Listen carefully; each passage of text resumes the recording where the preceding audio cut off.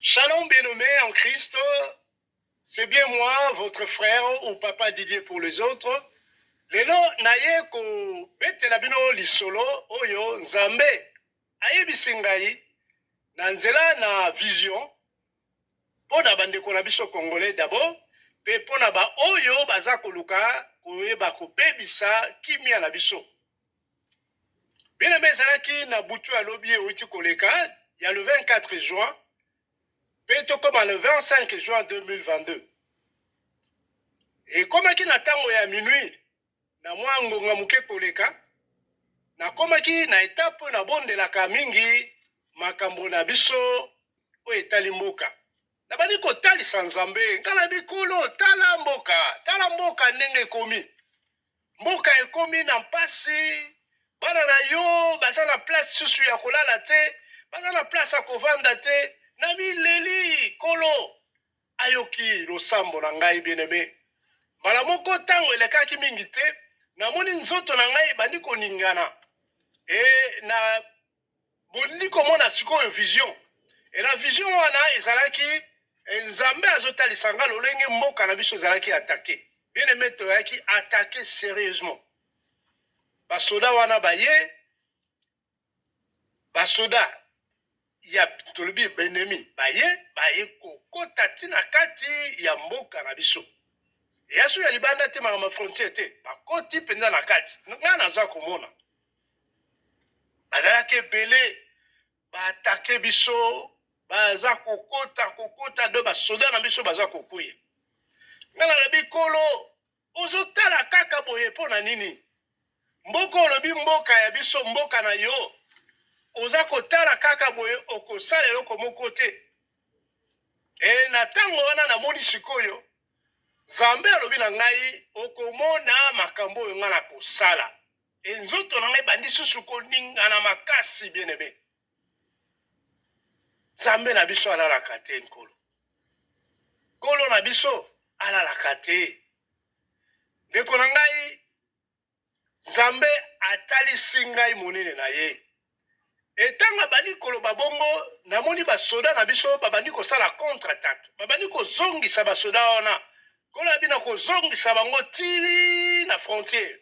yango pe bandai kosalema makasi moko ekoteli basoda na biso babandi kozongisa bango babandi kobeta bango ti epai basilaki kokoma na frontière na bango bien-aimé kokoma bakomaki wana eloko ezalaki encore plus étrange naye komona basoda oyo ya biso bakonzi na mupanzi oyo basilaki kozala wana basoda ya biso babandi koyeba kosolola na basoda ya ngambo bazobeta na masolo bazobeta na maboko na bolingo étrange natali ngai bongo bazosolola ndenge nini ya nabengi ya bango donc wana parla ntango na comprendre ngai tala bajuda bango oyo bajuda iscariote bazalaki ebele baza kosolola etango sena wana esili namoni mbala moko contre-attaque moko okondima te bien-aimé babombe moko lourd ebandi kokweya na nini na biso babombardement lourd ebandi kokita donc tellement que ezalaki tellement ebele basoda na biso bazokufa na bacivile mpe donc population ezokufa ebandi kotika mabulu minene ezosala batru ezosalema na ntango nazomona batru wana nga nazokamwa ngai biso tozongisi bango kuna epi mbala mo baatake biso bien-aimé na miso na ngai sikoyo komi fixe na libulu moko namoni nini moko donc ekozala ata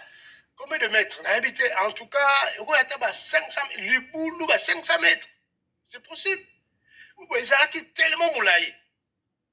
na se nango nazomona sikoyo baor namoni baor na se epuis pembeni namoni na juste ka na libulu wana mwa na katikati naomona liquide mo ezotanga Et na oki voit moko lobi nanga ke tala richesse ya mboka na bino. Et na moni tant mayango zo kita liquide wana plutôt zama ebisi ngai que liquide wana eza uranium. Donc par là na comprendre que eloko baza koluka yango yo eza bomengo ya biso yango de bazoluka.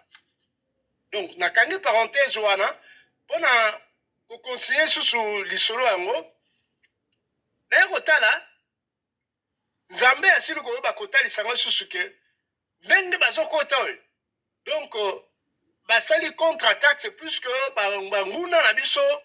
oya mboka basali trahison de batu na biso mboka ba propre bana mboka na bato baza ba infiltrer basali trahison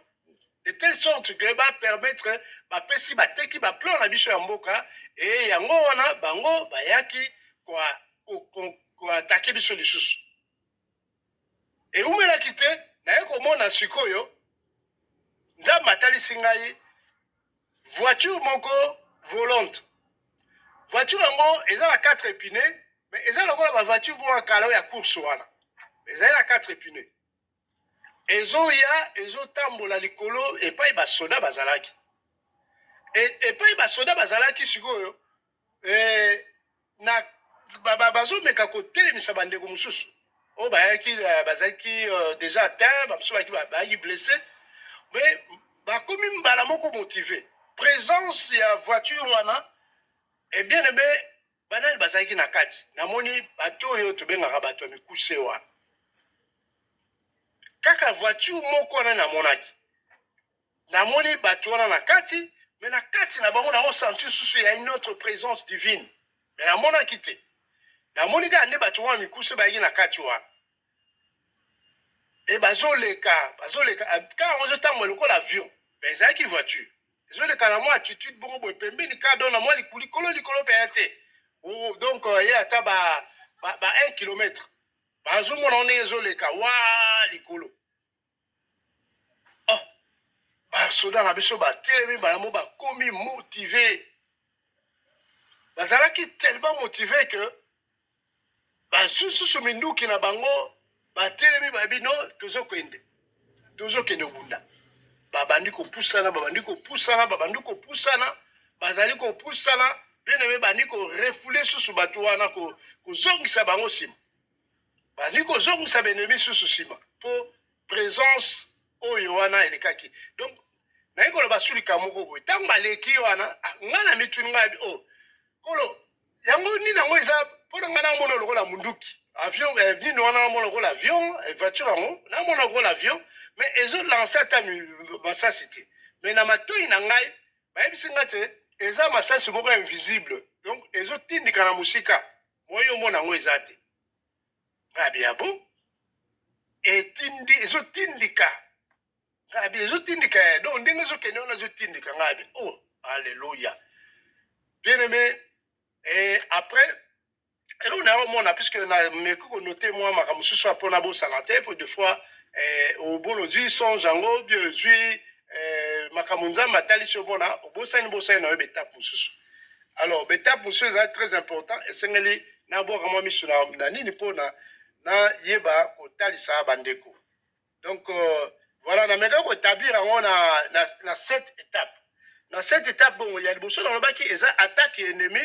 Na territoire na biso on a mis qu'on expliquer. Deuxièmement dans le but ezalaki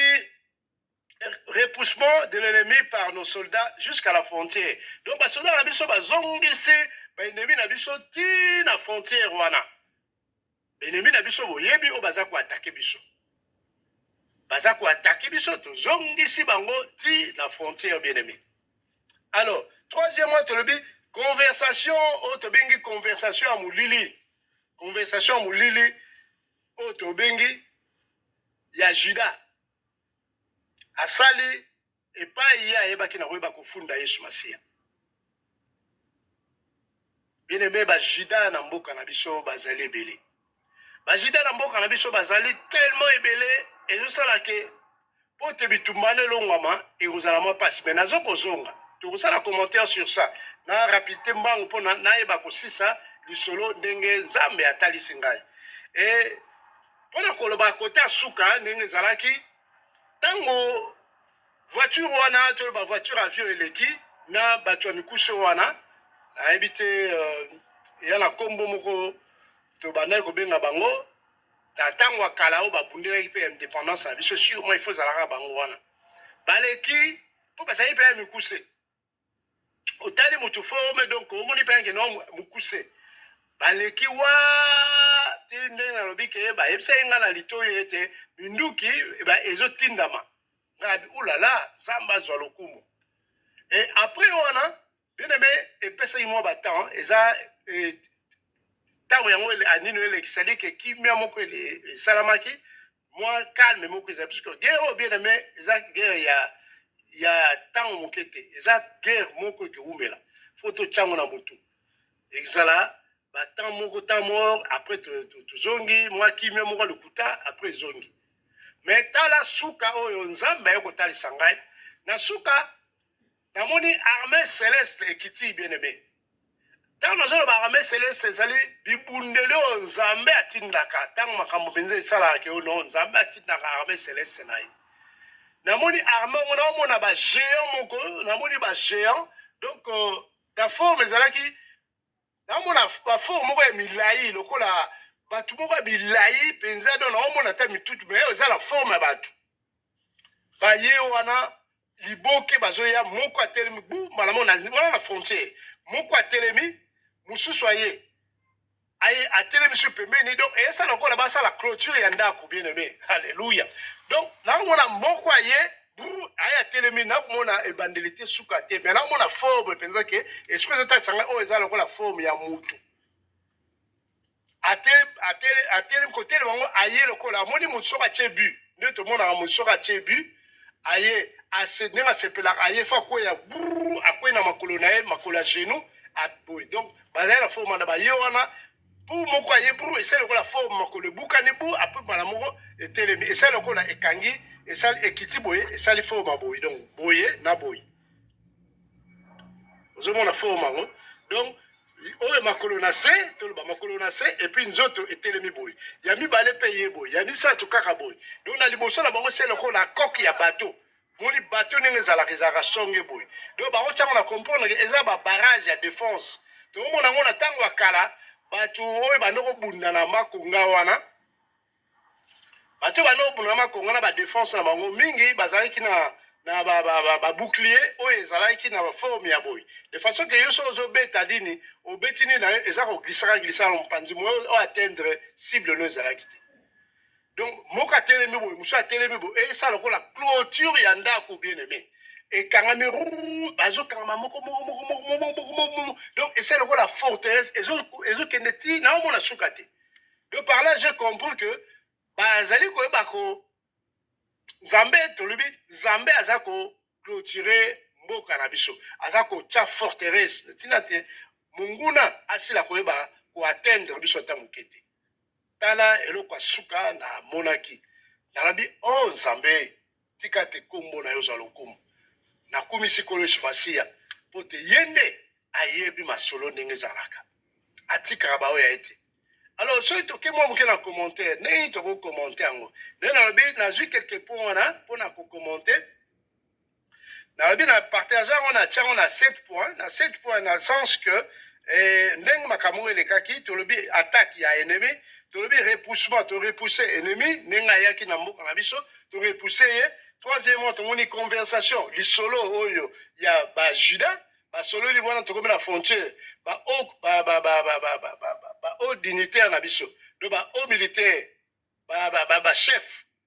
baosolola na bachef akote wana ce n'est qu'après wana nde naye komona attaque contre attaque oyo babombardement lourd esalamaki na mboka oyo epesaki bamadusu ya minene bato bakufi ebele alors après wana tokomona oyo nabengi visitation ya voiture divine so tokobenga ndenge wana na kati ezalaki na bato ya mikuse wana me na kati wana mpe namona ye présence divine moko na kati nakosentir ke ya une présence na kati wana me namonaki te ozomona alors après na 5e point tomoni ke bato bakufaki tellement trop na kati ya conflit yango wana basoda na biso bakufaki na benemi mpe bakufaki mingi mais ya biso mpenza bakufaki ya mingi puisque bayaki koutilize oyo ezalaki babombardement ya makambo ebele basalaki mpona koyeba koelimine bato na biso et puis septièmement tomoni ke nzambe akotinda armée céleste na ye oyo eyaki clôturer na nyonso alleluya bien aimé tokoki koloba nini na likambo oyo tokoki koloba boye situation ate ye makasi bien aimé nzambe akoki kotika bana na ye te kolo ayebi situation oyo tosili kozala na yango moka ezali ya biso toza baagresseur nde tozali plutôt baagresseur baza baoyo wana barwandais oyo baza koatake mboka na biso bien aimé bapreuve eza komonana makambo baya kosala biso nzambe akoki kotika biso ndenge wana te donc so totali bien eloko nini tokoki kosala wana apres na ntongo ntango nazo kosukola bolimo santu aza kotalisanga mpe makambo toza kosolola aotalisanga makambo ke nini wana tifo tozwango na trois plans na trois plans sur le plan militaire tokoki koloba nini sur le plan militaire tolobi ezosengana biso to se préparer makasi donc to se préparer en conséquence toyeba en tout cas lolenge nini tokoki koatake munguna na biso toyeba bafai na ye place bafaiblesse bapoint faible na ye ezali wana nini toyeba nini kocontre-atake ye biloko wana esengeli militairement parlant toyeba yango et puis armée na biso il faut ezala ntango nyonso en tout cas bien fourni babiloko mpenza baprovision oyo esengeli bamatériau militaire esengeli ezala déjà bien en place mpona tozala sûr la victoire na biso guerre oyo eza guerre ya makasi bien aimé eza lokola mama Adeline alobaki na video na ye moko te koleka kaka sur makambo ya Congo alobi na biso abi eza lokola mwana soki aza kovimba na nzungu yeba ete solo oyo wana aza nsima ezali mama na ye nde mais dans les cas ici nayebi ke eza nzembo ya musicien na biso moko elle avait utilisé ça musicien na biso moko chrétien alobaki ayembaki yango si je me trompe pas je crois nazoyeba biso te Moïse Matuta na ndeko soki mokolo nzembo voilà c'était ça mais eza baterme oyo eza bafaçon ya kotalisa biso te ya solo bonguna azaluka kodrible biso bakokelo moko te donc na nsima ya banguna na biso ezala banguna ya makasi babatami na nsima c'est pour cela bien aimé esengeli toyo bakopréparer guerre oyo bien comme il faut batraître baza tellement ebele esengeli na biso toyo bakolongola bango na nzela to esala étude moko ya malamu en tant que militaire oyebi art de guerre ndenge ezalaka ndenge nini bokoki kosala mpona kodetecte monguna oyo aza espion na kati oyebi ndenge esengi kosala bosala mosala na bino moto na moto asala mosala na ye soki tosali yango en tout cas omona na niveau na point wana tokozala balongi deuxièmement oyo tobengi na niveau spirituel tokosala ndenge nini esengeli na biso mwana nyonso ya nzambe ozala moto ya mabondeli bondela mpona mboka na yo sala jeûne et prière bien aimé bible elobi na biso na 1 Thessaloniciens 5:17 elobi na biso prier sans cesse c'est-à-dire que tobondelaka ntango nyonso esengeli toza na guerre bien aimé okanga maboko te mboka eza na bitumba okanga maboko pourquoi esengeli na yo oyeba kobunda na mabondeli totali na bible tomonaki lisolo ya Moïse balobi na biso na Exode 17 bien aimé Exode 17 tobandango na 11-12 na tangi mbangu na lingala balobi na biso tango bazalaki kobunda soki Moïse atomboli liboko na ye baisraélite bakomi makasi pe soki akitisi yango baisraélite bakomi kolonga pardon soki akitisi yango bamalesite babandi kolonga c'est-à-dire que ntango Moïse aza kotombola loboko c'est-à-dire que wana eza forme ya prière bien aimé ntango babondeli na biso ezali kokende likolo ya nzambe nzambe azoyoka po te toza kobondela mais soki tokitisi kaka maboko na biso c'est-à-dire que soki mabondeli ya susu te to stopper au mikolo wana mikolo na lemi na bondeli petro bien-aimé ba ke wana ndesko mungu nazo préparer pour nous attaquer biso yango batalisi biso awa na Exode 17 11 12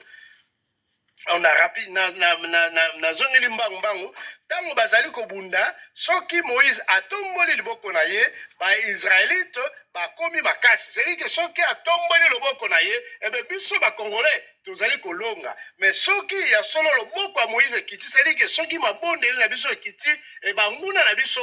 oyo tobengi ba Rwandais na bandeko mosusu ya pembeni na ba mama na bango baza nsima bango nde babandi kolonga biso bien